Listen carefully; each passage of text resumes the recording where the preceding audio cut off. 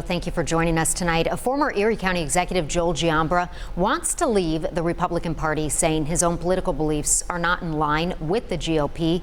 Giambra is also suspending his campaign for a seat in the New York State Senate. He was running on the Republican line for the newly redrawn 61st State Senate District, a state judge finalizing the new district maps in May. Nearly 47% of registered voters in this district are Democrats, 25% Republicans, and nearly 2% conservative. This afternoon, we spoke with Ralph Moore, the Erie County Republican Elections Commissioner, to get his spin on new district lines. Well, the new 61st Senate District includes the northern part of the old 60th, which are the town of Grand Island, the town of Tonawanda, city of Tonawanda, the northern part of the city of Buffalo, and it includes also the town of Amherst. So as of right now, the race for the New York State Senate seat in the 61st District pits a Democrat, Sean Ryan, against Republican Ed Rath III.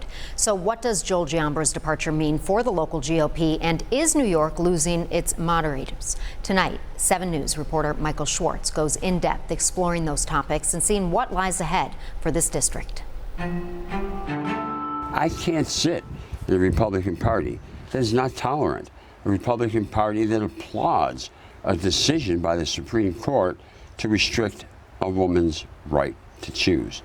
I can no longer sit in a Republican Party that chooses the NRA over children and families. Former Erie County Executive Joel Giambra not mincing words when discussing his decision to suspend his campaign as a Republican for the 61st State Senate District. I can no longer sit in a party that continues to worship Donald Trump. I sat down with Giambra outside his home in the town of Tonawanda Wednesday afternoon as he expressed his frustration with what he says the Republican Party has become. I would have pursued this campaign 100% had I had a ballot line other than the Republican ballot line. Giambra was hoping to run as an independent and needed 3,000 signatures for his independent petition by Thursday, but tells me he was unable to meet that requirement.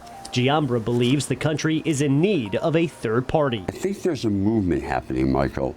While I was out there collecting these signatures myself, I went to over 600 houses, and people were anxious to sign a petition for a candidate who wasn't carrying the Democratic flag or the Republican flag. That's not an entirely new phenomena.